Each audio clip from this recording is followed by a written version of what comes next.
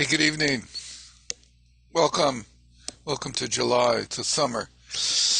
To Finally, it's a little bit hot out. Thank God.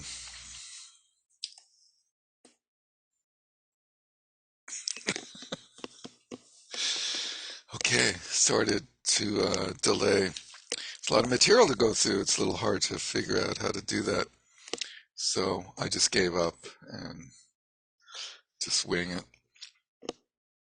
But we'll start with our chanting as usual here. In order that all sentient beings may attain Buddhahood, from my heart I take refuge in the three jewels. In order that all sentient beings may attain Buddhahood, from my heart I take refuge in the three jewels. In order that all sentient beings may attain Buddhahood, from my heart I take refuge in the three jewels. Whatever the virtues of the many fields of knowledge, all are steps on the path of omniscience. May these arise in the clear mirror of intellect. O Manjushri, please accomplish this.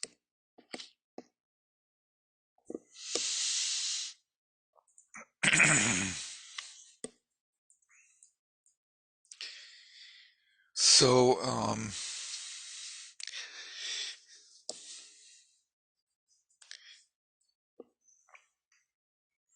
there was a great, amazing Buddhist scholar died recently. Anybody hear about it?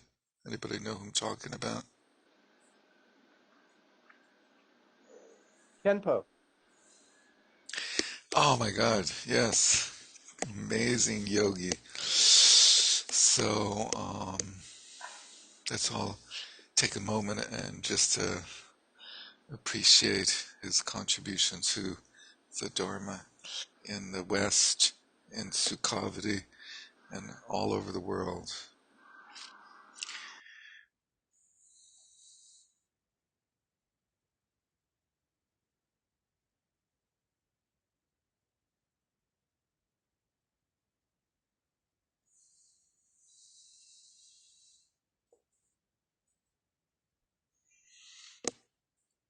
What an amazing being he was.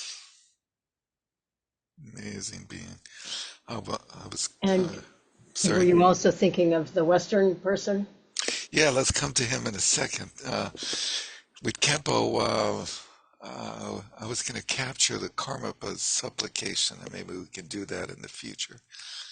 Because Kempo had a great impact on the Dharma for students of Trungpa Rinpoche who are interested in pursuing deeper study and practice in the Kagyu and Nyingma traditions, and taught 13 years of programs at Karma Choling and other centers. And within that, he taught extensively in Mahamudra from the ninth Karmapa's longest text, the, what is it, the Ocean of Definitive Meaning. Mahamudra, the Ocean of Definitive Meaning is how it's translated in the published version, in great detail, and many, many other amazing texts, including some very incredible Nyingma Dzogchen texts. So, in that spirit, we carry on the activity. We try to follow in his footsteps and carry on that activity, particularly by studying the Moonbeams of Mahamudra, um, which he was instrumental in having Elizabeth Callahan translate. Again, even though it was already in print, it already had been translated. Then another great scholar of Buddhism from the Western shores of this realm called Saha, which is the term that's used to describe this universe that Shakyamuni Buddha decided to take rebirth in and become a Buddha in, which in sense is a Sanskrit word that translates as difficult to bear. And wow, yeah, this world can be very difficult to bear. So much suffering. So who was that, Cynthia? Jeffrey Hopkins. Jeffrey Hopkins. Jeffrey Paul Hopkins. What an amazing individual he is, or was. Oh my God. Um, I just discovered a website of a project that he's been working on for many years now, where he's translated. He and a few others who were students of his have translated all these core texts of the of one of the main Gelugpa schools of the Shadra curriculum materials on the various books of the Shadra curriculum. Just sort of mind blowing, the volume of his activity, and then also including some really interesting texts by Mipam Gyatso. I was so surprised to see that he got into that. He was translating this famous trilogy of Mipam's called the Trilogy on the Nature of Mind, Senni Kursum. Um, but he was a unique individual, and if you get a chance, Cynthia just circulated a link and check out his early life. Was fascinating how he, as a child, and how he got into the Dharma, and then what he accomplished was You want me to amazing. post that other site that you had sent? Sure, yeah.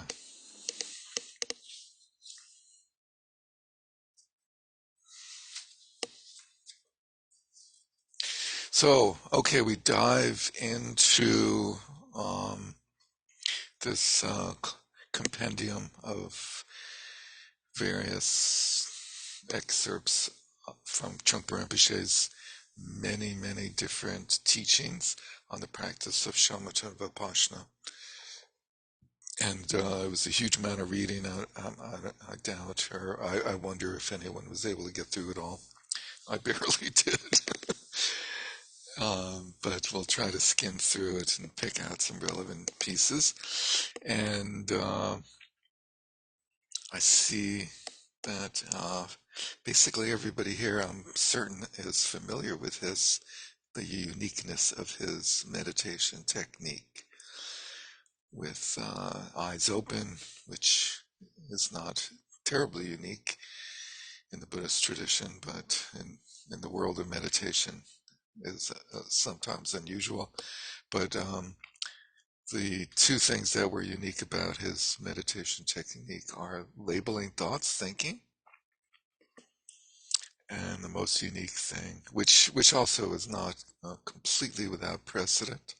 There are Theravadan traditions actually that practice this various types of labeling. They're usually more complicated than the version that Trungpa Rinpoche presented, which was very simple. Everything is thinking. As we all know, everything is a thought and has that same flat quality all throughout. Nothing, no thoughts are special. And Have you seen any Cynthia, precedent for that part, for that aspect? there's this one article in a collection of articles called "Beginner's Guide to Meditation." I think it's in by Shambhala, or Lion's Roar. What was it called? Shambhala Sun Editors. I can circulate it if somebody reminds me, where this Theravadan teacher recommends just labeling everything thinking. But if I remember correctly, towards the end of the article, he reveals that he's not exclusive to that. I think he then says something like you could label things being other things as well. But And so was that more of a contemporary Theravada? There's not like a, not yes, yes, traditional. that was a contemporary one. Yeah, more common in the like in particular the Mahasi Sayadaw tradition in his famous books, The Practice of Insight Meditation. After starting with noting the rise and fall of the abdomen, which which by the way I learned from Alan, and conversation with my teacher Alan Wallace, was totally radical thing in the world of Buddhist meditation, that they shifted from the nose to the abdomen, the point of focus, and when the Burmese did that and they interacted with Sri Lankan and Thai Buddhists, the Sri Lankan Buddhists in particular labeled it as blasphemous, and they had huge like arguments and like wars about it because they said it was too much like yogic meditation where you focus on the navel center, and that is not what Buddhist meditation is about. And anyway, he has that as his beginner focus, the rise and fall of the abdomen, and then from there he shifts to a labeling, a bare labeling process of basically everything, like lifting your arm, extending your arm, retracting your arm, or grabbing the glass, lifting the glass, drinking, and excruciating detail. So there's no, as far as you know, no old classic traditional source for the one label for everything. No, Great, thank you. no. And like there's a famous sutra by the Buddha called the Bahiya Sutra where this student comes to the Buddha, and the student like has to leave the next day for some reason, or is very old and is afraid of dying, and comes up to the Buddha famously while he's doing his alms rounds, which apparently was completely inappropriate. And the Buddha says, "Please don't ask me for teaching during the alms round." And he says, and the student says, "Please, I'm not going to see you again. It's my only chance." And the Buddha says, "Okay, here it is in brief. When you um, experience what is seen in seeing, what is heard in hearing, what is tasted in tasted, and so forth. Just experience the bare sensations without any further discursiveness." And Bahia does like receives that teaching and gains enlightenment of some stage, either like on the spot or very quickly thereafter. And then strangely, he is a couple of weeks later, he's killed by a raging bull. So he had some sort of foresight. But anyway, that, there was that tradition of just bare noting of the what is experienced by the senses as opposed to the discursive conceptual mind. The most unusual aspect of Rinpoche's teaching, as we all know, is letting go of the in-breath. But I didn't include this material was by and large the material that was presented in a course I did a few years ago in Rime Shedra called The Practice of Shamatha Vipassana from Jamgyal Kongtrul Lodro Tai to Chogyam to Vidyadhara Chogyam Trungpa, focus on the treasury of knowledge, and arranging Rinpoche's teachings as a commentary on that, as well as a lot of other classical teachings. And so I trimmed that down, and I left out various places where he gives wonderful meditation instructions, thinking that we're all basically familiar with that. And famously, what's called the Daton letter, was a very early rendition of that. Wonderful presentation of that. And then in 1980, the seminary, the first talk he gave, a very detailed meditation instruction, which is really great. And if you go to the website for that course, you can find the full collection, which is like 325 pages or something. It's huge. But it has a linked table of contents, believe it or not. But let's start with page 23 of this, which does present a little overview of the technique. So, should I show it on screen, or do people have the document? I'll show it on screen.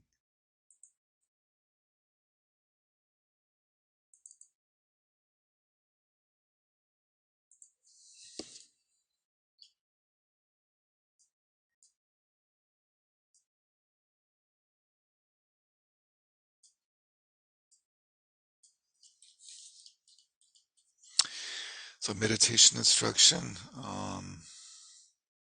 part of the seminar, the famous seminar Rinpoche did in the first summer of Naropa, then called Naropa Institute, now Naropa University, called The Way of the Buddha,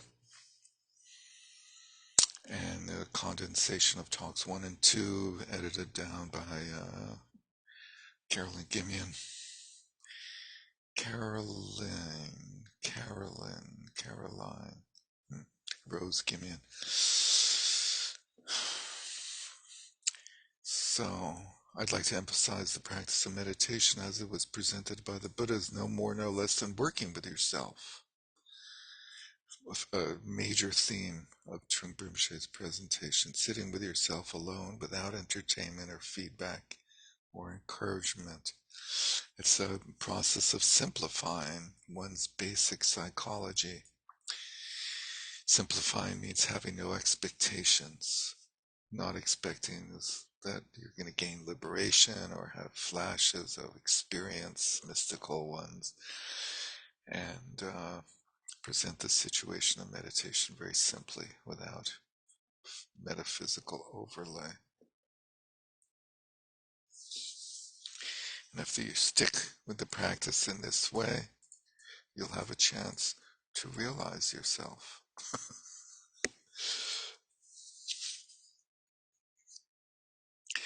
So a large theme for him was like discovering yourself, but presumably coming from his basic viewpoint of Vajrayana Buddhism, that our fundamental nature is Buddha nature. And ideally, through that, we discover, through the practice of meditation, we discover our neurosis and our wisdom natures. Let's see. Interesting part here is altogether meditation in Buddhism is extremely severe. So he likes to do these warnings, like to sort of entice people to do things by being off-putting, which he does endlessly with the Vajrayana teachings and path. I don't want to convert you to that particular style or approach, but I think it's worthwhile to apply your exertion to the practice if you want to learn something from it. I have personally learned from this practice. I always love it when he talks about his own experience of it. I don't mean this to be a testimonial, but I feel I should share with you that I've gained wisdom and clarity myself. So I'm giving to you as I've learned it. Interesting way for a teacher to do that thing. This helped me. It might help you. According to the Buddha, meditation is a threefold process. First the shamatha, then vipassana, then the culmination. So the traditional presentation that we've seen over and over again, including in Moonbeams. Shamatha presenting here is the development of mindfulness. And the meaning of mindfulness is up to you to discover. A little elusive there. The particular approach is paying attention to what is happening by focusing mainly on your breath, your ordinary breathing. It's your basic natural experience is breathing. Shamatha means development of peace, doesn't mean without war. It has nothing to do with politics. We're simply talking about peace as non-action.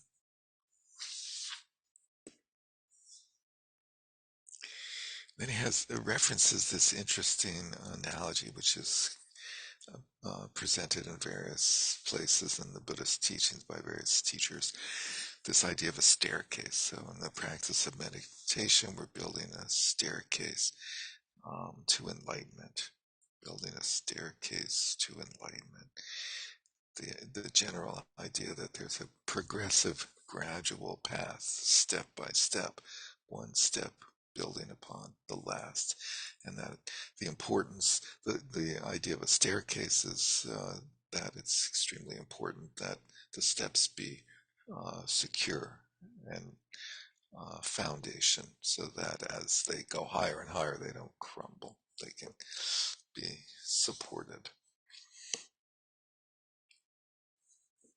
And as he just constantly brings up various ways of bringing in to as analogies the experience of love or often sexual innuendos.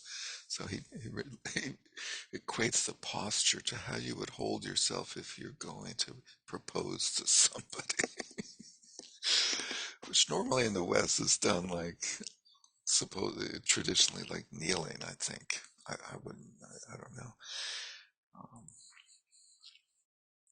you place your hands on your knees in a mind relaxing posture, and you just feel your breath. Just feel your existing natural breaths. And so this a process of relaxing at the beginning, of like settling in and not just like boom. Just listen to it for a few minutes, and that way you settle into the practice. And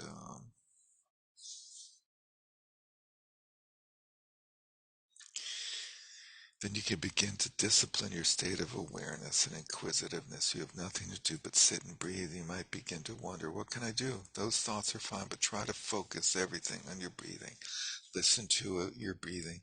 Feel your breathing completely properly as much as you can, but don't force it. Don't hold yourself tight like an Englishman with a stiff upper lip. You follow the breathing very simply, paying attention, particularly pay attention to the out breath. Go along with it. Don't try to feel the temperature of the breath in your nostrils or anything like that. Just breathe out. And as your breath goes out, just go out with your natural breath very simply, extremely simply. So the feeling of the breath, not the temperature, which in some presentations, more traditional, that is, like you feel the temperature of it, you hear the movement of it in your nostrils and so forth. Um, the staircase you're building requires enormous precision and subtlety, and that's related with the out breath. There's a sense that you hear. You're not trying to become frigid or rigid or solemn. You're just here. Your breath goes out, dissolves into the atmosphere, the space around you, and then there's a gap, some uncertainty maybe, and your breath comes in automatically as a natural function. You don't try to bring your attention back into your lungs or body, particularly. Just let it be. Just let it drop. So your attention is dropped. Your breath is coming into your lungs, and then another breath goes out, and you go out with it again. It's very simple. Again, the sense of simplicity.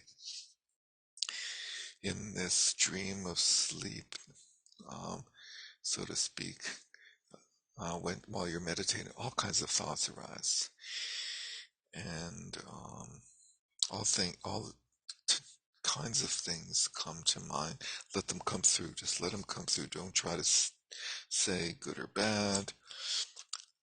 Just let them come through as simply as you can, without trying to repress or pursue. Just become the general gossip, the traffic of your thoughts. The traffic of your thoughts and the verbosity of your mind are just part of the basic chatter that goes on in the universe. So it's sort of like our mind is just channeling the universe and just doing its little commentary all the time. Then he emphasizes the sense of aloneness, a very lonely journey alone. This is the basic point, which is a theme that he touches on frequently. And at the same time, there's a powerful sense of celebration in the practice.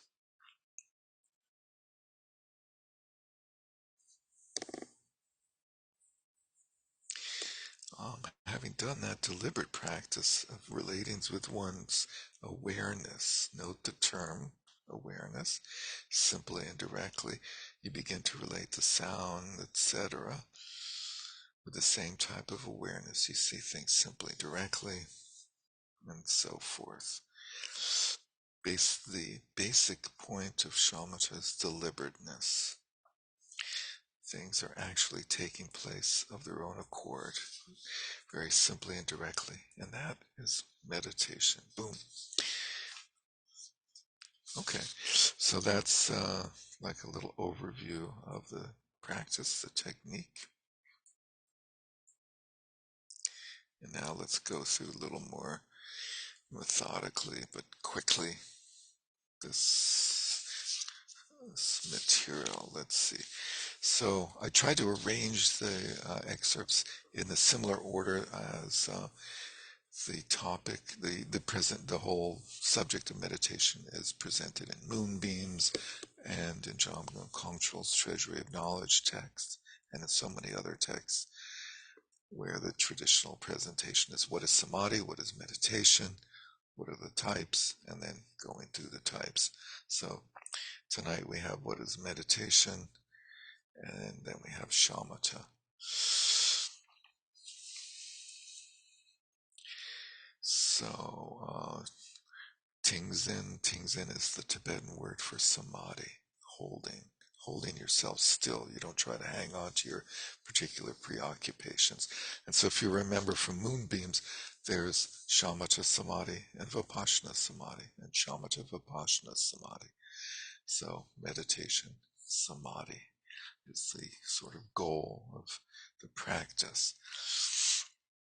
Meditation's based on both mindfulness and awareness, and so I'll just pause. I'll touch briefly on this issue of terminology. Trungpa Rinpoche, um, in many ways, in many places, and repeatedly and frequently, Rinpoche was incredibly precise. He would introduce terms and give the Sanskrit and the Tibetan and give a sort of traditional gloss on those terms, a definition of them, broken down from a sort of etymological point of view.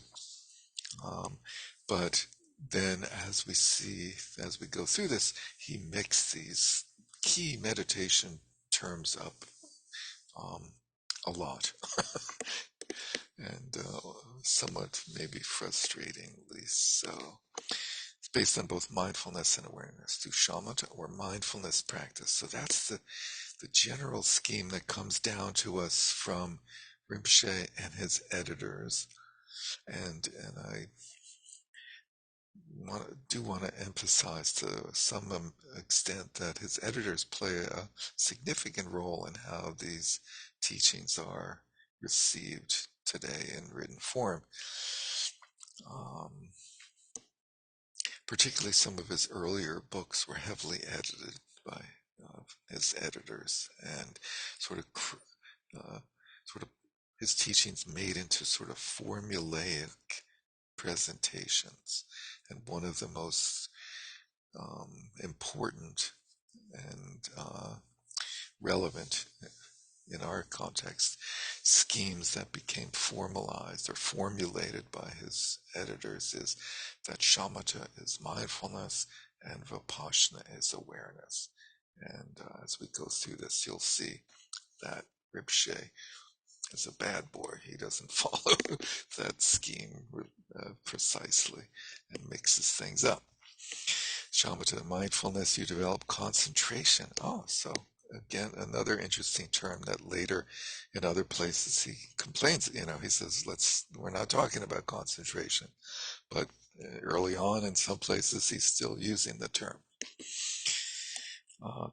We develop concentration and one pointedness, which in many places he says is not what we're trying to do. We're not trying to create an absorption state, but with vipassana or awareness. So I think what we need to do in response to that situation or this situation is we need to have a fluid notion of language in the way he used it and what he's getting at, and try to understand what he's getting at as much from context as from the literal words, and not fixate as much on the literal terminology. And also appreciate that his presentation changed over time dramatically. And it's a little bit hard to come up with a sort of a one version of meditation fits all for Trungpa Rinpoche because it did change so much. So again, we need to have that sort of flexibility of mind. With Vipassana or awareness, sorry? I just wanted to toss in one thing. I recently read, I think it was in the context of the Lojong book, though I'm not absolutely sure of that, that was talking about, he was using either the term concentration or absorption, but he kind of qualified it as being absorption, being sort of like absorb, like making it just about being in the present moment. So it wasn't about being in some kind of trance state. It was more bringing it back to the normal way we practice, but still using that term. And I thought that was an interesting little twist, one of the Yeah. many. Yeah, one of many, indeed. Thank you for that. Yeah, one of many.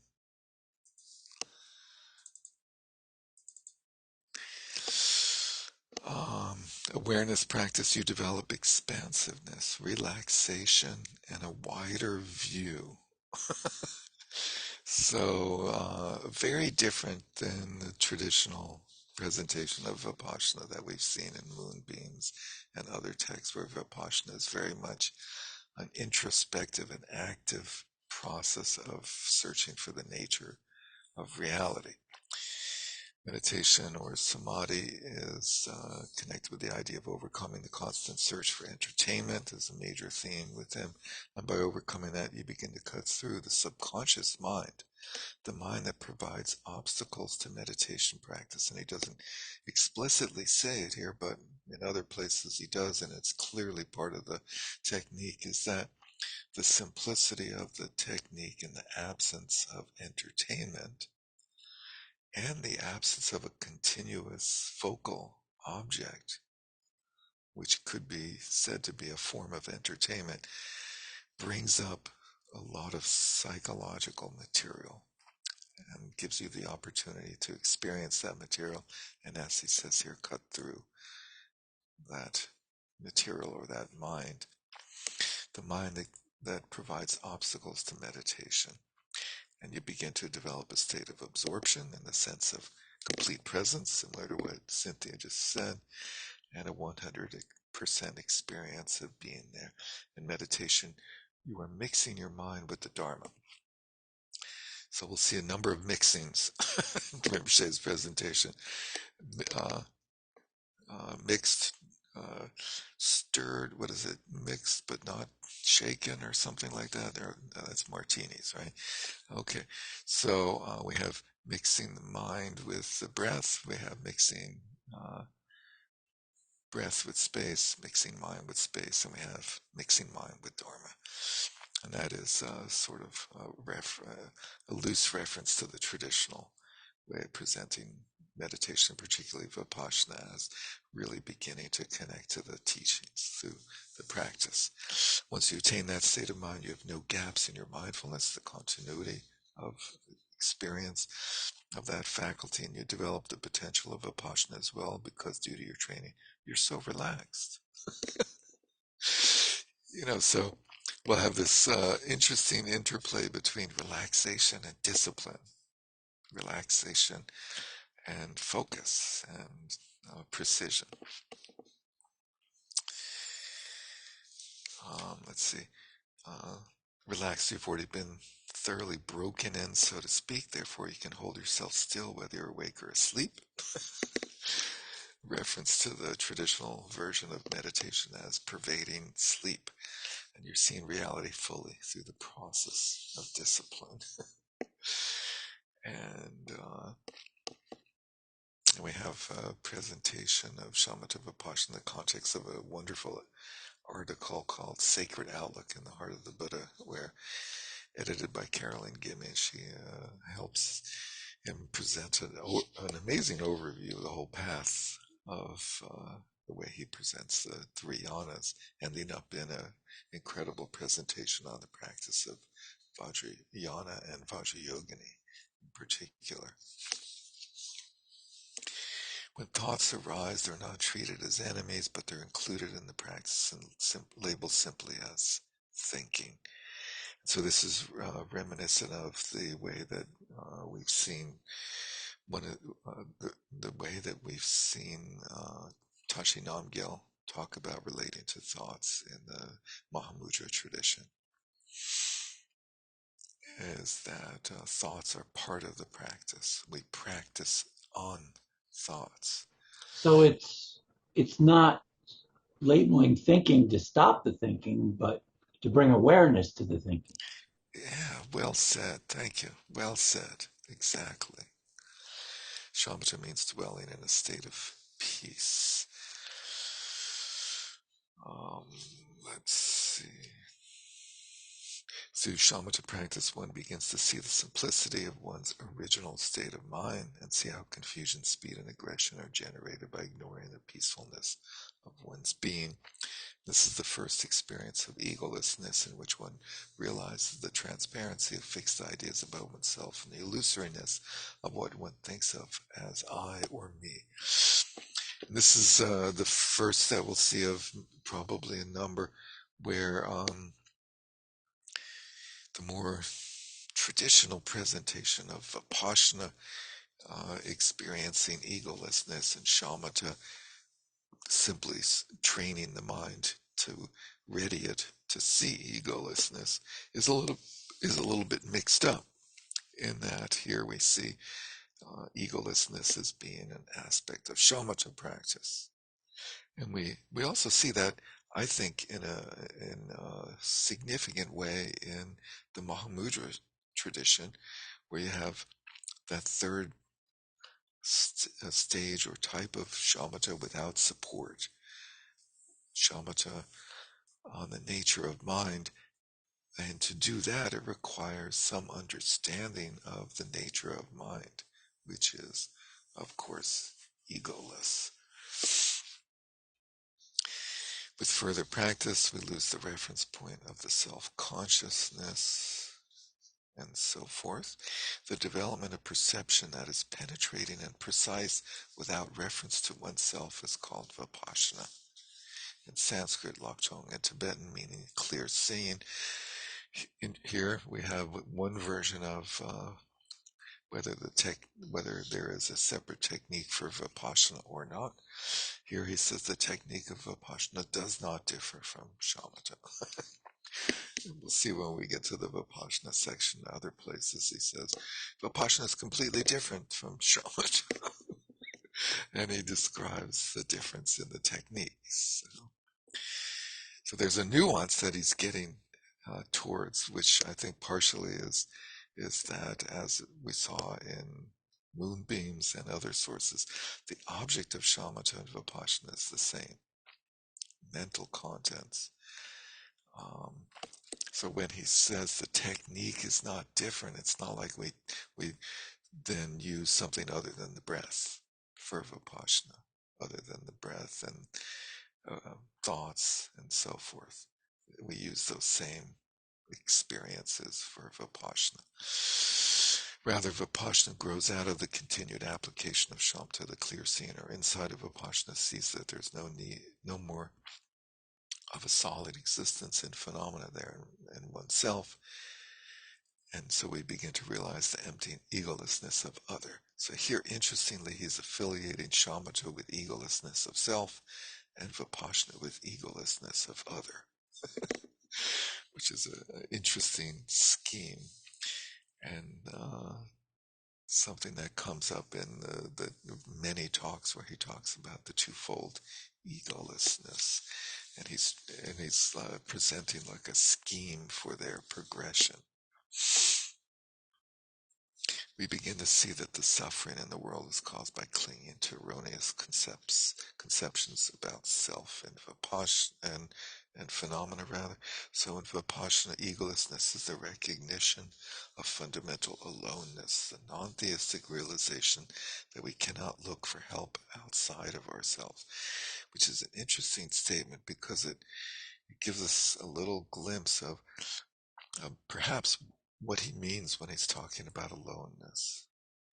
He's getting at egolessness when he's talking about aloneness, which is one of many ways that he sort of conveys traditional concepts in a contemporary, like, analogy or language. You know, instead of like ego and egolessness, he talks about aloneness. What's the feeling of experiencing egolessness? And we'll see that really interestingly also in his presentation of cool boredom. Here's an excerpt from a transcript of teachings that he gave to a small group of students at Carmichael in 1971. You'll remember he came to the U.S. in 1970, and a year later, he came in about May, and this was in May, I think, of 1971. He's chosen a few students to attend a teacher training program. 1 year after he arrives, he's already training teachers. Really unique feature of Trungpa Rinpoche, of uh, using the idea of teacher training as a way of enticing students to do more training, more programs. We see that continues today in many parts of the world of Dharma, where teacher training is presented for beginners. But these are his closest students. And a very unusual presentation. So shamatha meditation is calmness through stilling the mind, precision, not just judging thoughts, but acknowledging them. The only way to do this is through precise attention to the details of breathing. It's very faithful and accurate. Shamatha is taught only to a very literal person. I don't think we should take that literally, because that means that people who are not literal cannot do shamatha. I think maybe what he means is that shamatha is taught to people to help them be more literal. Maybe, let's say, the technique is to acknowledge thought. Acknowledge thought. I'm thinking, and follow the breathing. If one is unable to keep to the precision of that, then you introduce the watcher. What an interesting way of presenting that idea as being like, if you fail part one, then we have this other technique for you. Whereas later, as his presentation evolves, the watcher is a key aspect of it for everyone. I'm being mindful of breathing out. I'm mindful of breathing in. Ooh, why would he say mindful of breathing in? Did he not have just the out breath at this point? I don't know. The breath is short, the breath is long. He's referring to the famous Four Foundations of Mindfulness Sutra by the Buddha, which he used as in his teaching of students, training of students, and appears in an early publication he had published called Garuda, series called Garuda. And in that sutra, the Buddha says, I'm breathing out, I'm breathing in, I'm breathing, my breath is short, my breath is long, it's rough, it's smooth, and so forth. Just noting the quality of the breathing. Thoughts are verbalized. The difference between shamatha and vipassana is subtle. In shamatha, you verbalize thoughts. I think what he means by verbalizing thought is saying, I am thinking, I am thinking. So you see, here he says, I am thinking, which later turns into thinking, just thinking. In Vipassana, you don't divide thoughts into sections, implying that in shamatha you divide thoughts into sections, by which I think he means that when we label thoughts as thinking, we're chopping up what is really a unbroken stream of mental activity into discrete segments, because we feel like thoughts come in chunks, and so we break them into sections. There's one thought, there's another thought. There's no, whereas really there's no beginning or end to thoughts. But you follow a more general process in Vipassana. You don't verbalize your thoughts by saying thinking. I think that's what he means. You don't teach the calmness of mind. So he's talking to his teachers about how to teach. Instead, you pay attention to the acute precision of the breathing, the out breath, the outgoing breath without verbal labels. So this is unusual. The acute precision, later on becomes exclusively a shamatha aspect of the practice. We teach out breath. Okay, so it clarifies that. The in-breath is considered only the turning. And the turning, it's a funny term to use, the turning for the next out-breath. In the early tradition, they would do walking meditation, and they would walk in a straight line, and they would turn. And when you're practicing very precise meditation on walking and focusing on the movement of your feet, the turn is a complicated procedure. So they talked about it as turning. I think that's what he's referring to. Anyway, eyes are open. Vipassana is the process of identifying with the breath dissolving in space. It has the acute precision of breathing from the nostrils. So, Could I just say something about that turning thing? I didn't know the tradition that you're talking about, but I must admit, when I read that, I thought that was very useful because it seemed much more helpful than the way people present it of like boycott or ignore the in-breath, which is a very difficult thing for anyone to do. That brings out the sort of elephant problem that, right, don't you think know, about the elephant in the room. and so I've found that I thought of it more simply rather than thinking about this whole physical thing you're describing. I just sort of thought, yeah, there's a shift from the breath goes out and then there's just a turning in and then going out again. And I thought that's actually in some ways, a more skillful way to describe it, where you don't get the elephant. Yeah, yeah, that's interesting. Thank you for that. And here he says nostrils, whereas later, and what we see in the profound treasury is he emphasizes breathing from either both the mouth and the nostrils, or just the mouth. He actually emphasizes, which is something that is not really passed down that much. Very few people, when they teach meditation, emphasize breathing through the mouth. Very few people do in our tradition these days, breathe through the mouth. We do shamatha vipassana meditation. Here you introduce an element of sensation or the feeling of the whole thing rather than paying attention to the whole thing. Later this becomes the way that part of the description of vipassana. You just pay attention to the outline of the breath, and that particular phrase is something he uses for vipassana later in the seminary talks. Rather than being faithful in any way to the precision at this stage, it's feeling without acute precision, which is different than what he says here, where instead of instead you pay attention to the acute precision. But Wait, um, is your understanding that this is a literal transcript, or was this edited and compiled so that it's pulling from different? it was a verbatim transcript that was verbatim notes that a couple of people took, and they compared notes and came up with this version. Okay, so it's There it's were not that certain these came from two different talks and put together. This was literally in the stream. yeah, yeah, And okay, thank you. That is yeah, significant. it is significant, yeah. Feeling without acute precision, and the student is taught to be more intelligent than necessary, whatever that means. What does that mean?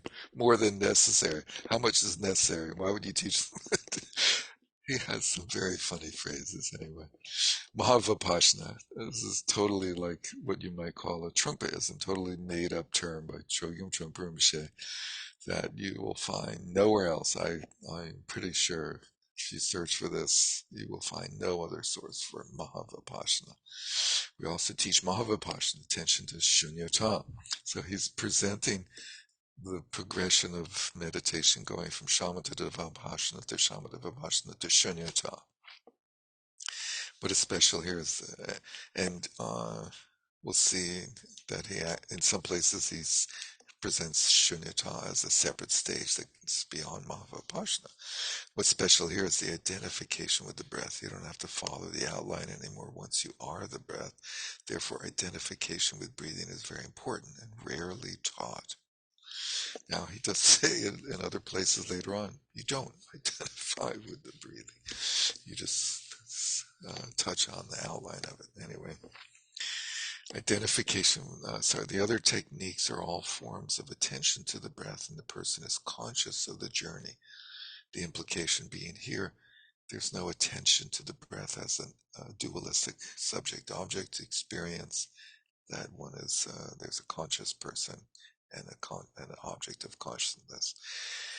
There's still a bit of looking, and one is taught to be intelligent, so there's like a thread of duality remaining. You identify it as the breath dissolved into nothing, but this still has a clumsy quality, still has dogma. Don't concentrate on your body. It's still awkward because you have to introduce some negativity here, whatever that means. I think that means giving don'ts as opposed to do's. It's still awkward because you have to do. Okay, that's good. Thank you. Don't do this. Don't do that. Because it's very significant in terms of, some people believe you shouldn't give negatives when you're giving instruction because, again, elephant problem or Yeah. other problems. Right. Right. Cool. Um, and then we see this scheme presented in a couple of his early books, Cutting Through, highly edited material from the seminar, and Dawn of Tantra we'll see after this. So, um, in order to work with these realms, so this follows a chapter on the six realms. I'm sure we're all familiar with the six realms of existence that he presents in numerous places. Um, so we've discussed Hinayana. If you remember the book, there's a chapter called The Hard Way or something like that, which is not very great way of characterizing the Hinayana. And then there's the open way, which is the Bodhisattva path. Let's see. In order to work with these realms, we must view situations in a more panoramic way. Panoramic, which is Vipassana meditation, and become aware not only of the precise details, but also of the situation as a whole. We see this description repeated in many places where Vipassana is awareness or cognition, let's say, of the whole situation. Vipassana involves awareness of space, the atmosphere in which precision, presumably the precision of shamatha, occurs. If we see the precise details of our activity, this awareness also creates a certain space. So by virtue of seeing the details through shamatha, it then creates a reflection, or somehow it illuminates the space around it through our which we experience as awareness, through our faculty of awareness. Being aware of a situation on a small scale also brings awareness on a larger scale. Out of this develops panoramic awareness, Mahavapassana, the famous panoramic awareness meditation. And this is uh, completely the sort of brand of the way that Vipassana is universally described by Trungpa Rinpoche's students. Panoramic awareness. That is awareness of the overall pattern rather than the focusing of attention upon details. We begin to see the patterns of our fantasies. Rather than being immersed in them, we discover we do not need to struggle with our projections, that the wall that separates us from them is our own creation. The insight into the substantial nature of ego is prajna, transcendental knowledge. So the implication of Vipassana or Mahavapassana leads to prajna. And as we glimpse prajna, we relax. Relaxation, again, realizing we no longer have to maintain the existence of ego. We can afford to be open and generous. Seeing another way of dealing with our projections brings intense joy. He's giving the lead into the first bhumi of the Bodhisattva. This is the first spiritual attainment of the Bodhisattva, first bhumi, called All Joyful, where one experiences shunyata, emptiness, directly, i.e. non-conceptually. We enter the Bodhisattva path, the Mahayana path, the open way, the path of warmth and openness. And this is another peculiarity of Trungpa Rinpoche's presentation of the Dharma, where he basically presents the Mahayana path beginning at the first bhumi. And up to that is the Hinayana path. which is not the general traditional way of viewing things. Usually, the Mahayana path begins as soon as one experiences the idea of bodhicitta, which generally happens on the path of accumulation in practice. In Mahavipassana meditation, there's a vast expanse of space between us. We're aware of the space, and anything can happen, and nothing is happening in terms of relationship or battle. In other words, we're not imposing our conceptual ideas, categories on experience, but we feel the openness of space in every situation. This is the way Rinpoche describes shunyata. In this way, awareness becomes very precise as well as all-encompassing. Mahavipassana meditation means allowing things to be as they are, which again is his way of describing shunyata in that book and in others. The Dawn of Tantra presents a similar progression.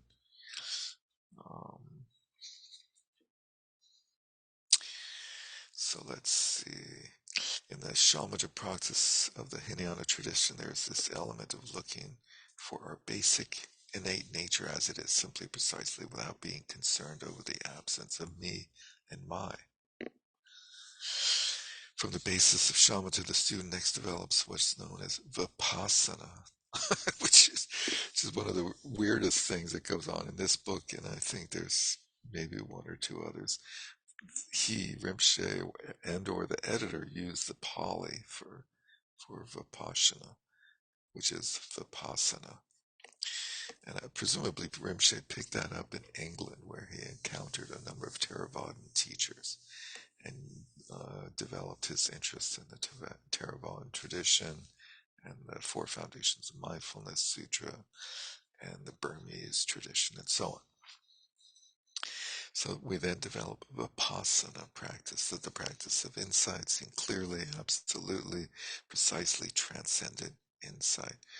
Realize that spending one's whole time in the details of life, as in shamatha practice, does not work. So shamatha is focusing on the details, and vipassana is precise, seeing clearly. Later he combines precision and details as a shamatha aspect. Still, somehow an adolescent approach is necessary to begin to have a sense of the totality. This is an expansion process in the vipassana practice, or vipassana. Having established the precision of details, one begins to experience the space around them. Just so in the vipassana practice, the process of one of trying to feel the space around the pot. In this way of beginning to relate with space, vipassana is gradually letting go, or releasing and expanding. From this point, it is then possible to get a glimpse of the shunyata experience. Hold on one second.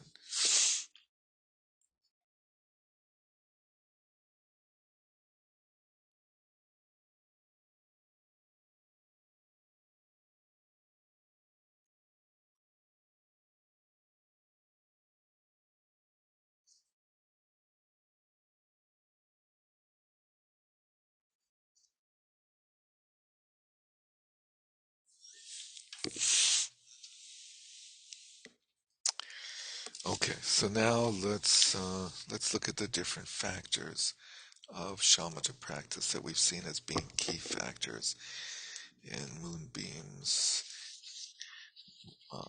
which picks up on the traditional presentation of shamatha.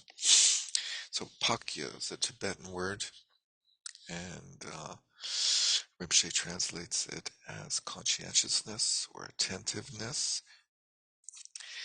It's completely the opposite of non-mindfulness or unmindfulness, so affiliates it with mindfulness, often referred to as decorum. And this is where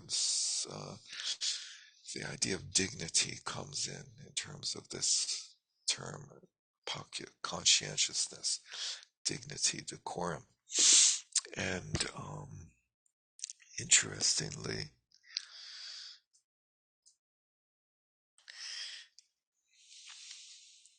so this is one of the three qualities, and in Shantideva's Bodhicharyavatara, the introduction to the Bodhisattva's way of life, it's interesting to look at the progression of the chapters in the Bodhicharyavatara. So he begins, so I have the Sanskrit for the chapter names here, and then different translators' translations of that into English.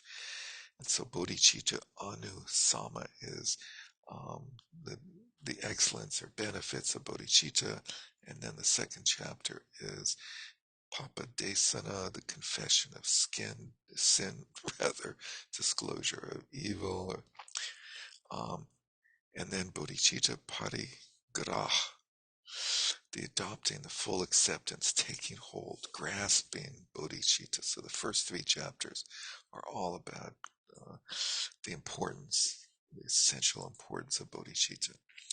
Chapter 4, bodhicitta apramada. So apramada is the Sanskrit for pakya, attending to bodhicitta, conscientiousness, carefulness, conscientiousness. And it's very much, if you're familiar with the Bodhicharyavatara, it's very much like a forceful, energetic application to bodhicitta as being the most important thing in the world. And like, once you encounter it, you do not let go of bodhicitta. You hold it tight. And so here, conscientiousness has a sense of tightness. Now, when we get to the tradition of Trungpa Rinpoche, by his time, it's 1400 years later, influenced by the different aspects of the Tibetan tradition of Mahamudra and Dzogchen and so forth. Conscientiousness has a sense of relaxed heedfulness. Heedfulness, consciousness, but a relaxed version of that, interestingly enough. Whereas in Shantideva and in the early tradition of the four foundations of mindfulness, it's very much like a energized, almost paranoid version of quality of mind. And then we have Samprajanya. Samprajanya is the Sanskrit for Sheshan, which is knowing, presently knowing, or introspection, alertness, vigilant introspection. What Rinpoche in some places translates as awareness, which he also uses for the translation of Vipassana. We'll come to that very interesting talk in next week's material. And then we have a presentation of the remaining paramitas: patience, exertion, meditation, and prajna. So by process of elimination, you can see that somehow these earlier chapters represent generosity and discipline.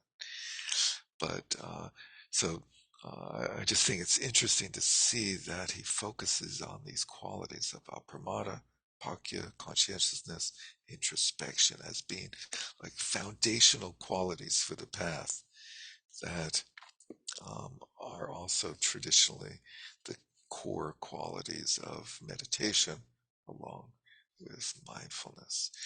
Okay, so different presentations of pakya, residue of mindfulness, conscientiousness, heedfulness.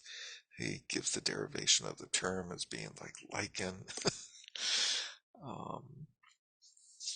Residues are produced when the experience on the spot is confirmed by your previous experience. And this is like a sort of reference to the idea of mindfulness as recollection, right, of remembering.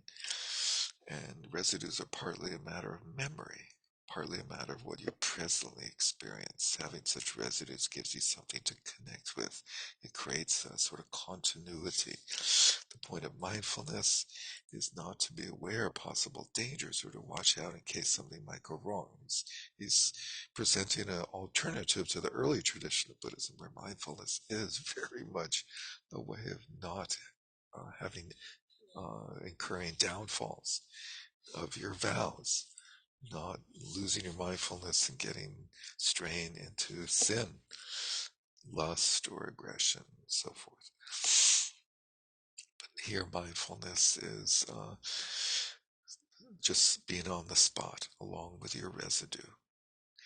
If somebody says, look out, look at this, you don't have to be cautious, you just look. And he gives the analogy of an elephant. You say, what's going on? And be mildly attentive and inquisitive. What's going on? The elephant, the idea, of course, of the analogy of the elephant is that the elephant is so big that it doesn't have to worry about really anything. And it can take its time when it looks at the mouse saying, look out, the sky is falling, or whatever, you know. So, likewise, Pakya is tentative but highly keen. Not quite sure what he means. Tentative.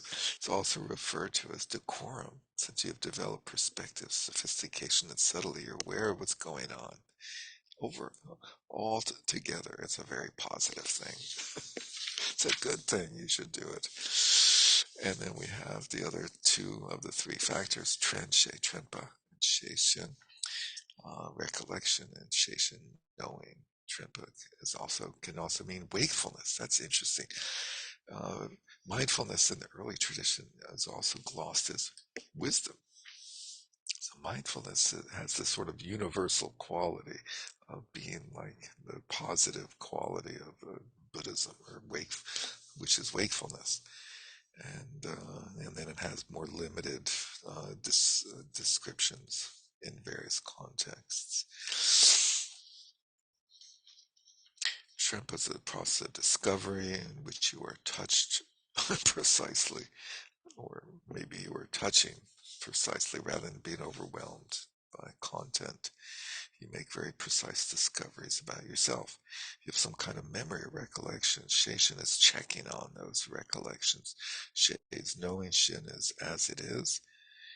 And we're literally, it's like very much knowing very much. So Sheishin, or knowing as it is. So Sheishin means knowing as it is. It's a kind of knowledge that makes you feel at home in the world rather than regarding it as a strange place, a stranger in a strange land. But knowing how to handle it, it functions with the environment of Trenpa. Once you have a memory, you check it with what is happening in the present. It's like renting a car. You automatically refresh your memory of how to drive. Check out the gear shifts and so forth. And he was not a very good driver, by the way, if you remember. Trempa is the possibility of working with what's happening. Sheishin is dealing with what is happening. Main point of Trempa and Sheishin is that a sense of knowing, seeing, always happens. If you're willing to acknowledge its existence, there's the potential of being wakeful, open, and precisely there constantly. Trenche is the kind of recollection that connects the past and the present together. It's realizing you should be on the dot. It's not concentrated awareness, it's more general sense of awareness. Oh my God, Trenche is awareness. I thought Vipassana was awareness. If you're wearing a bright red coat, you're aware of that. What it's made of. You're aware of your posture, head and shoulders, what you're wearing, and so forth. We are aware of things of that nature beyond simply being aware of the in-breath and the out-breath. So we're aware of like what's going on, our inner and outer environment. With Trenche, you know and what you have without being told. It's almost at the level of clairvoyance. Interesting. And when Trenche takes place on the spot in your existence, you simply know. It allows you to be very sensitive and precise.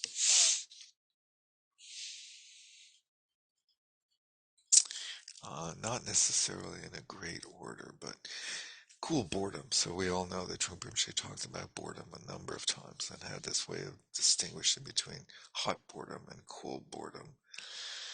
Hot boredom being frustration with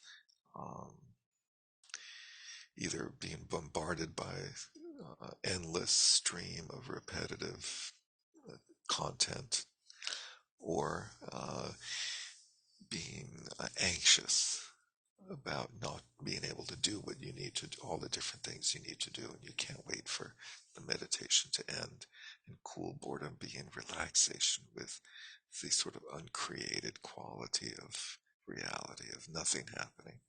So cool boredom. Often, considering the practice of meditation, the question arises as to what you're meditating on. So we have been through this exploration of the different stages of shamatha in the Mahamudra tradition, of with support, different types of support, without support, all of which revolve around what are we meditating on. So in this approach, meditation has no object.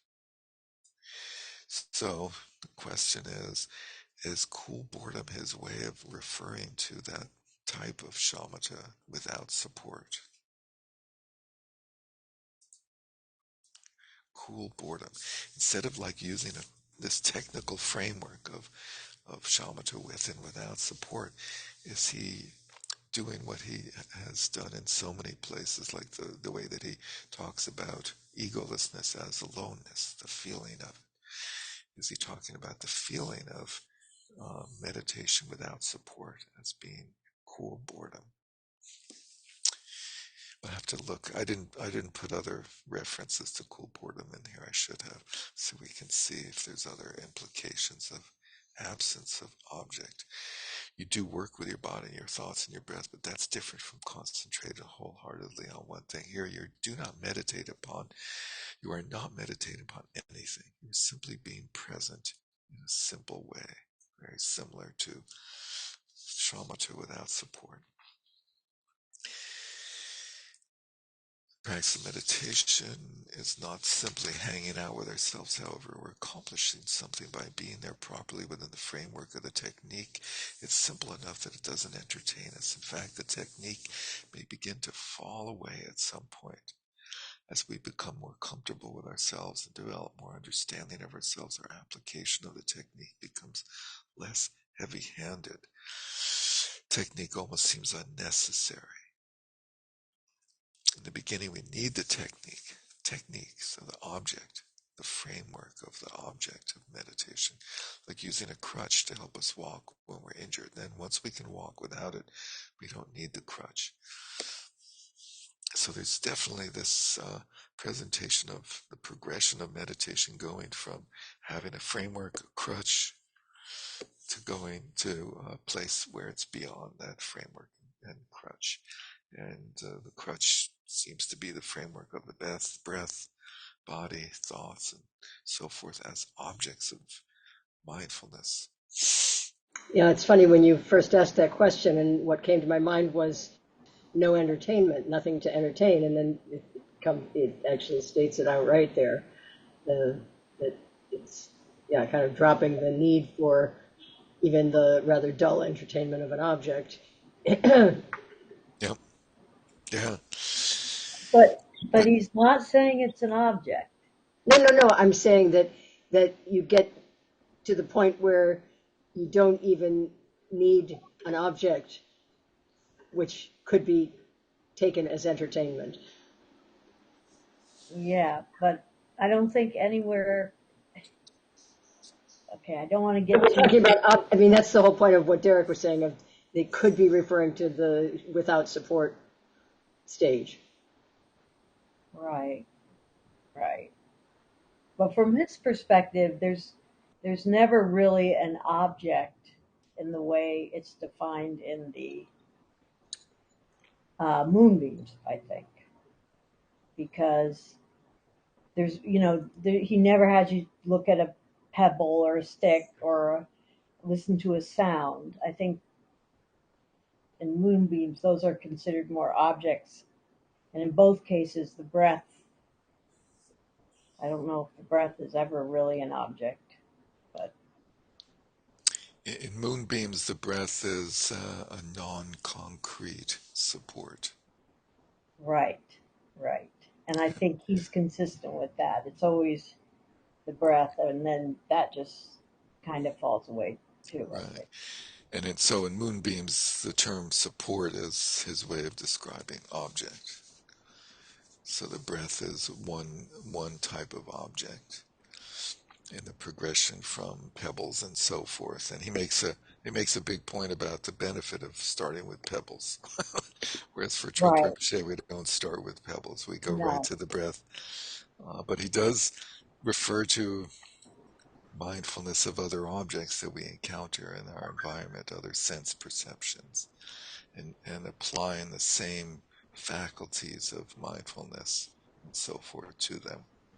But the main object is the breath, subsidiary object, thoughts, and body. But here we're without object. And we have hot boredom and then cool boredom, spacious, further softness and sympathy, no longer afraid of allowing ourselves to experience a gap. Existence does not depend on constantly cranking up our ego maniacal machine. Okay. Um, let's see. So we had other presentations of these terms.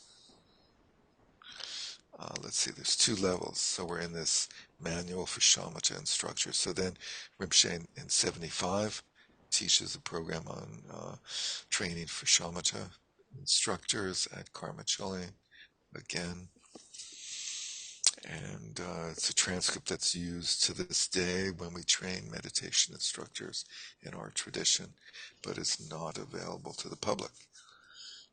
And so it's sort of interesting to be able to look at these documents here. There's two levels. Mindfulness comes early on, and shamatha and awareness comes much later in Vipassana. Shamatha always comes first, in case you were wondering. And you start with shamatha, whatever school. After that, awareness. Then the awareness comes in the Vipassana practice later on.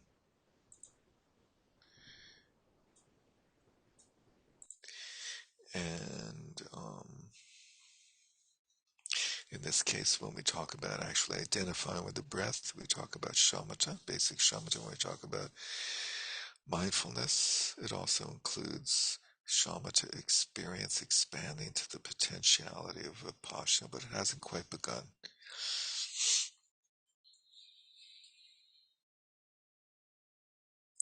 A great bank of energy, whatever that is. Let's see. Um, Mindfulness and awareness, sharpness and alertness, Trempa and Sheshan. So the external situations come to you in part because you have ceased to use your particular object of concentration, like the breathing, heavily. You've begun to deal with the whole thing without any particular one concentration point. So he's talking about the progression from shamatha to vipassana, or mindfulness to awareness. So back up a little bit. Mindfulness has a front and a back.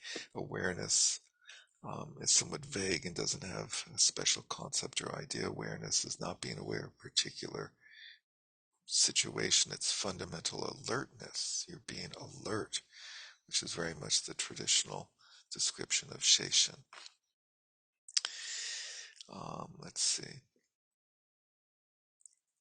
You begin to deal with the whole thing without a particular one concentration point. That brings you out to the atmosphere. It's like eating a meal in a drafty room, cracks in the walls. Where are we going with this? The drafts approach you rather than just relating one-to-one with your meal. That's why it's called Lokjong, clear seeing. So this is Vipassana. And in other words, in order to feel clear, you have to have some sense of totality.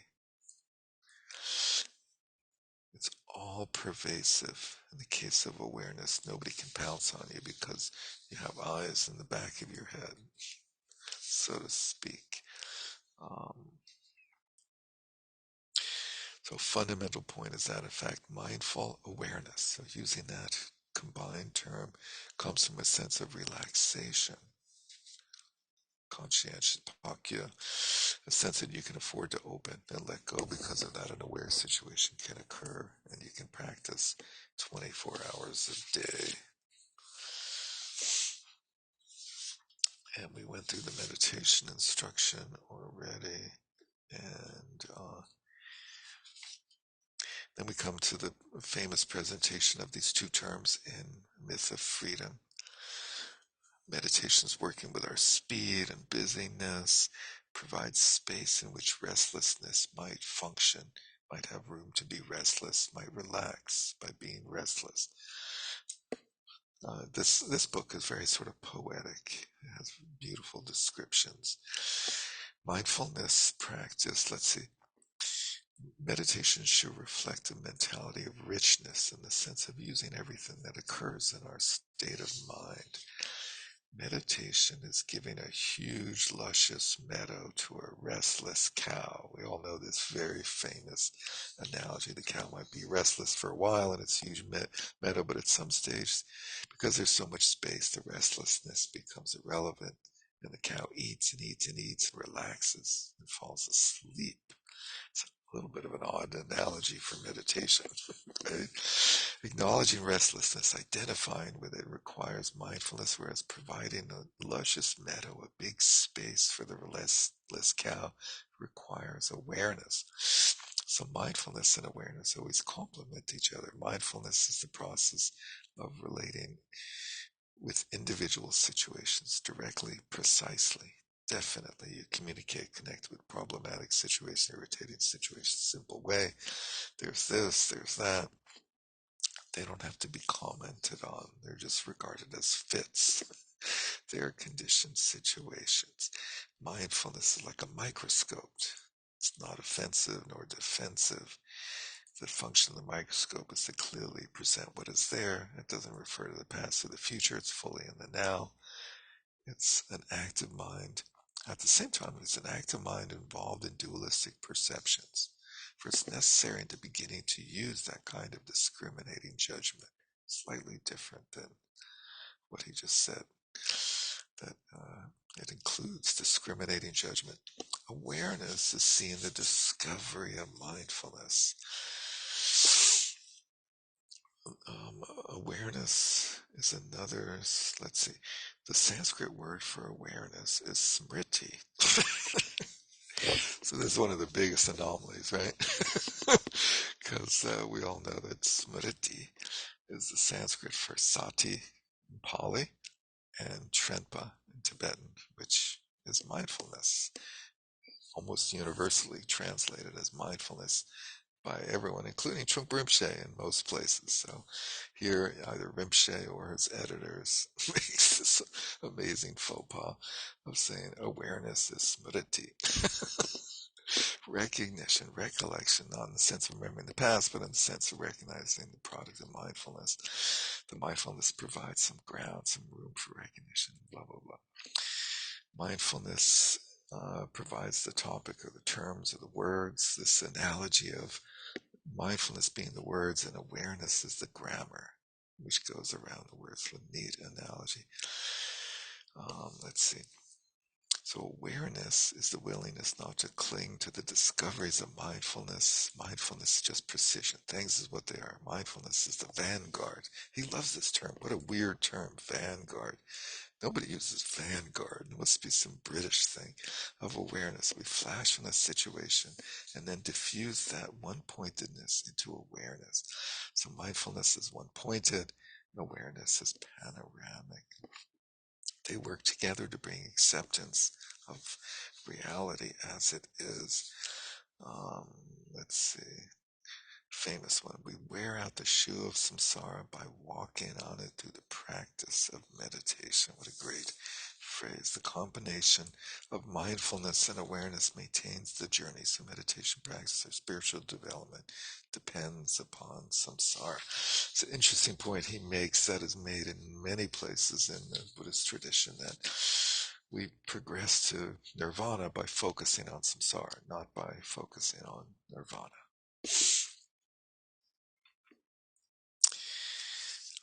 Let's see. We'll go with only a few minutes left. let's look at this one quickly. Well, maybe we'll come back to this one. So let's skip this one. We have another. It's interesting you were mentioning in terms of the focus on samsara, um, like in some of the very earliest readings that we went through today, he was talking about enlightenment, which he didn't usually do that much. He tended not to, kind of hold out that carrot too much. Yeah, And that's an interesting point. But yeah, thank you. Let's see, three aspects of shamatha. Again, let's see, as a result of mindfulness, we develop pakya, bare attention, heedfulness, and trenche, recollection, the combined term, recollection. Um, we develop decorum, keen attentiveness, and an intrinsic kind of knowing. So presumably, this sentence is referring to the three of them. Decorum, which is the heedfulness, conscientiousness, keen attentiveness, the mindfulness, the trenpa, an intrinsic kind of knowing, the she, shen. These are the prerequisites for arousing bodhicitta. Love the way that he links these things together. Shamatha leading to bodhicitta, bodhicitta being affiliated thereby with vipassana. In order to arouse bodhicitta, we have to join shamatha vipassana together, having developed the basic precision of shamatha and the total awareness of vipassana. We see that as a stock way of presenting them. We put them together so they cover the whole of our existence, our behavior patterns, life, everything, and so forth.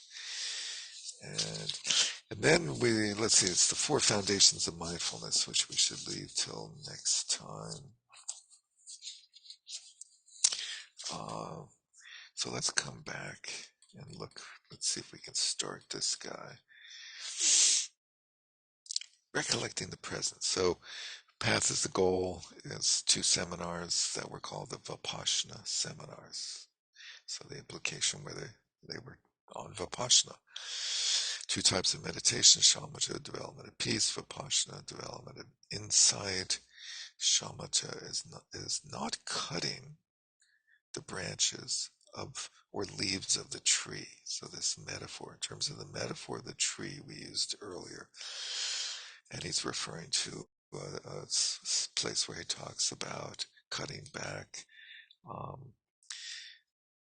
Initially, we cut back the leaves and the leaves, and then the branches, and then the root. That we can't immediately get to the root. We have to start with the outer edge. So shamatha is not cutting the branches or leaves of the tree. That comes much later. Before we do that, we have to acknowledge the basic treeness, the branchedness, the leafness, how the whole setup is seen and experienced. That's an important prerequisite for vipassana. We can't skip to that point. So we have to discuss that. Shamatha technique, mindfulness of the breath. There's a technique which involves working on a natural resource, the breath. So we start with your breathing. It's always available, etc. And this cool phrase, your breathing is the closest you can come to a picture of your mind. It's the portrait of your mind in some sense. He uses that analogy in a number of places. I love that. May I may I Yes, please.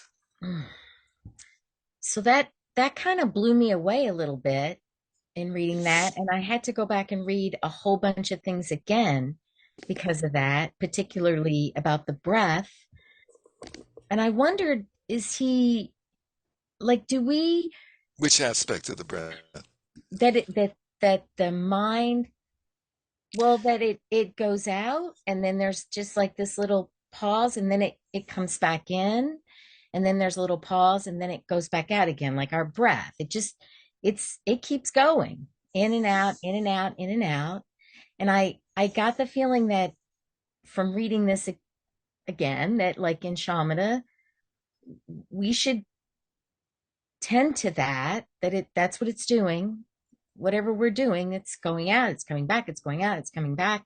And then when he says that it's like a picture of your mind, it made me sort of feel like, well, that's what our thoughts are doing. They're just coming and going and coming and going, and there's a thought and a little gap and a leaves and it come, and that somehow getting comfortable with breath, going out and coming back and going out and coming back, heavy, slow, agitated, all the different ways, but it still keeps coming back. It's like that's what thinking is it just going to keep coming back, and that the way that we try to calm, or the way that our breath calms through shamatha, I guess I got sort of an expectation that kind of that's I could look at my thoughts like that and have some comfort, like some peace, like, well, they're just going to do that. Like I breathe, I'm going to think. And like it gave me space from those thoughts all of a sudden that I had not actually realized was there. And I thought, well, that's like the field. That's the field that I just gave the cow, by sort of realizing that that's just what they're going to do. Am I wrong to look at it that way? Or No, that is totally right on. That was so beautifully said. That was great. Couldn't have said it better. Thank you so much. That's awesome. The heart pumps blood and the stomach does its thing, and we have all these organs, and the lungs, they breathe, and the mind, it cranks up thoughts, and that's just what they're going to do, and they're going to just keep coming and going and coming and going, and it's like, how are you going to react to that? Are you going to get all wrapped up by them, or are you going to just see them coming and going?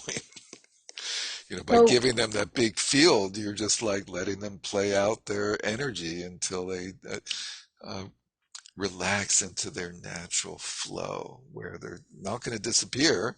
Your breath's not going to disappear, but it's going to become very light and fine, and your thoughts are going to get very relaxed ultimately.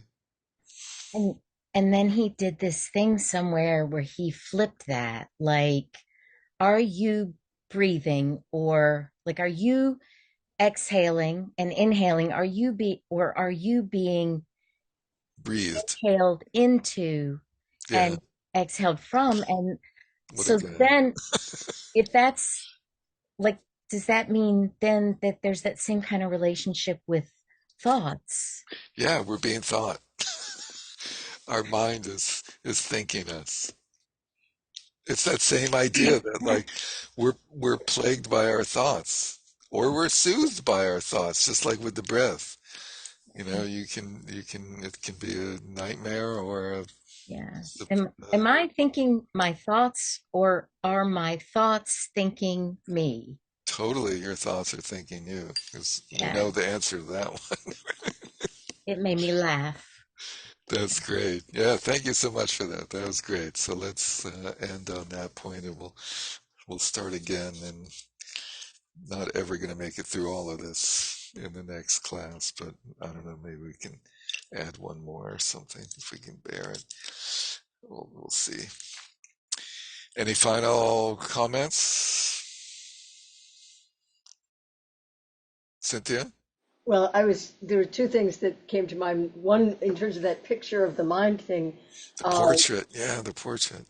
another situation where that terminology is used often is in the practice, like for example, the practice of calligraphy. You do a stroke or you do another stroke, and they basically say that your stroke is a picture of your mind. So that was kind of what resonated for me in that one. But I think in some ways it's not unsimilar to what you were saying. At that moment in time, it's a reflection of where your mind is: fast, slow, hot, cold, whatever. Yeah, yeah. So when you pay attention, so many of the things that we do and experience are a manifestation, are like incredibly revealing about the state of our mind. The way that you do something very subtle like calligraphy, the way you walk, the way you talk, all sorts of things become that way. So when you're attuned to it and realize it. And then the only other thing is in regarding the very last thing you were saying about your thoughts thinking you or vice versa. In Taoism, there's this there's one of the immortals, I think it was, that basically got to the point where he was like he had a dream of being a butterfly, and it was like, am I a man dreaming of being a butterfly, or am I a butterfly dreaming of being a man? Yep, another famous image. Yeah. Do butterflies dream? Do do electric sheep dream? What is the name of Blade Runner? Rob, you must know this. Electric sheep dream of androids. Which is like a double take on that whole thing, right? Instead of like, do androids dream of electric sheep? It's does the butterfly dream the guy? Right? That's great. What a funny name to an amazing movie. Right, the title is Do Androids Dream of Electric Sheep, but that's the flip of it. Yeah. Oh, I see. That actually is the title, Do Androids Dream of Electric Sheep. It's I Philip K. see. It is great title. Great movie. Thank you, everyone. Nice to see you. Let's conclude with our dedicatory verses. By this merit may all attain omniscience, may defeat the enemy, wrongdoing from the stormy waves of birth, old age, sickness, and death from the ocean of samsara. May I free all beings by the confidence of the golden sun of the great east. May the lotus garden of the Rigdon's wisdom bloom. May the dark ignorance of sentient beings be dispelled. May all beings enjoy profound, brilliant glory.